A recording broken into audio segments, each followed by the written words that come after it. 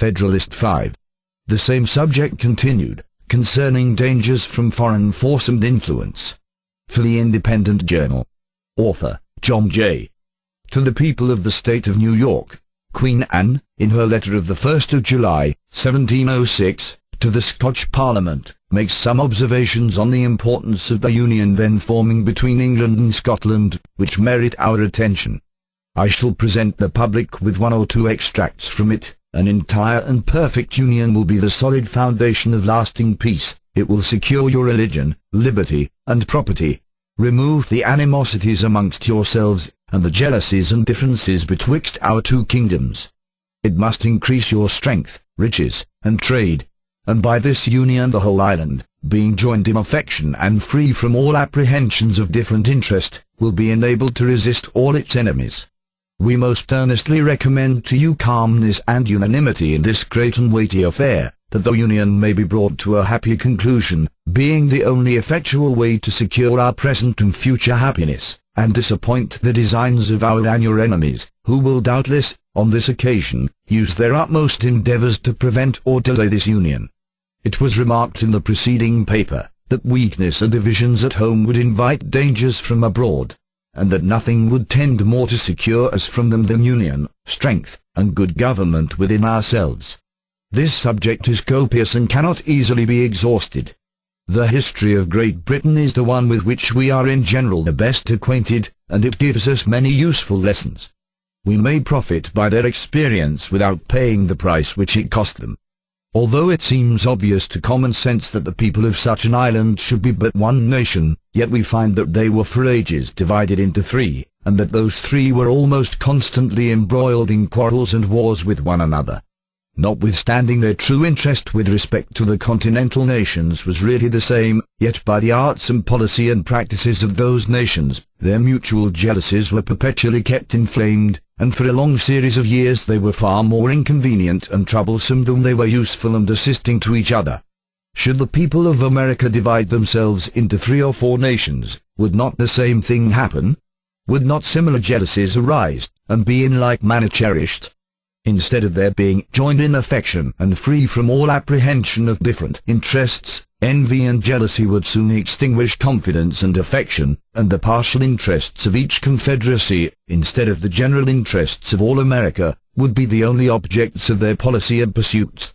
Hence, like most other bordering nations, they would always be either involved in disputes and war, or live in the constant apprehension of them. The most sanguine advocates for 3 or 4 confederacies cannot reasonably suppose that they would long remain exactly on an equal footing in point of strength, even if it was possible to form them so at first. But, admitting that to be practicable, yet what human contrivance can secure the continuance of such equality?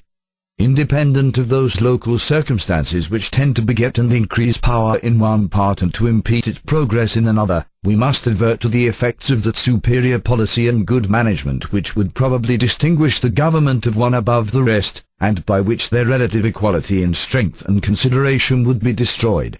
For it cannot be presumed that the same degree of sound policy, prudence, and foresight would uniformly be observed by each of these confederacies for a long succession of years. Whenever, and from whatever causes, it might happen, and happen it would, that any one of these nations or confederacies should rise on the scale of political importance much above the degree of her neighbors, that moment would those neighbors behold her with envy and with fear. Both those passions would lead them to countenance, if not to promote, whatever might promise to diminish her importance, and would also restrain them from measures calculated to advance or even to secure her prosperity. Much time would not be necessary to enable her to discern these unfriendly dispositions. She would soon begin, not only to lose confidence in her neighbors, but also to feel a disposition equally unfavorable to them. Distrust naturally creates distrust, and by nothing is goodwill and kind conduct more speedily changed than by invidious jealousies and uncandid imputations, whether expressed or implied. The North is generally the region of strength, and many local circumstances render it probable that the most northern of the proposed confederacies would, at a period not very distant, be unquestionably more formidable than any of the others. No sooner would this become evident than the northern hive would excite the same ideas and sensations in the more southern parts of America which it formerly did in the southern parts of Europe.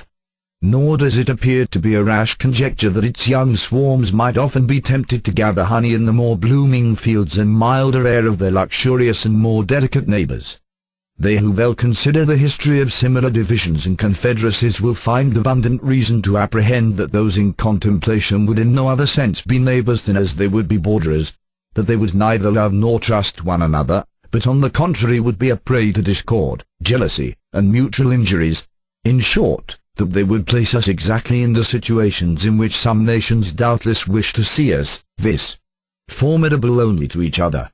From these considerations it appears that those gentlemen greatly mistaken who suppose that alliances offensive and defensive might be formed between these confederacies, would produce that combination and union of wills of arms and of resources, which would be necessary to put and keep them in a formidable state of defense against foreign enemies.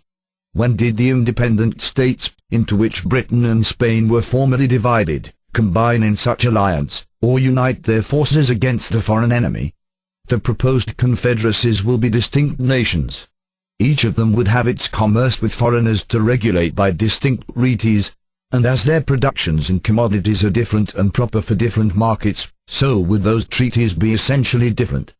Different commercial concerns must create different interests, and of course different degrees of political attachment to and connection with different foreign nations.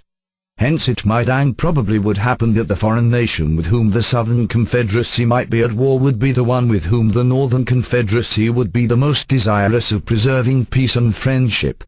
An alliance so contrary to their immediate interest would not therefore be easy to form, nor, if formed, would it be observed and fulfilled with perfect good faith.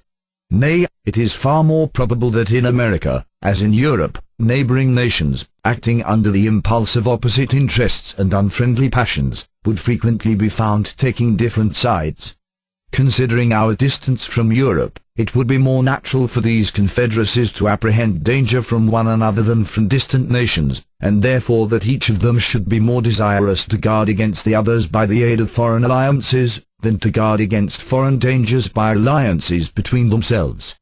And here let us not forget how much more easy it is to receive foreign fleets into our ports, and foreign armies into our country, than it is to persuade or compel them to depart.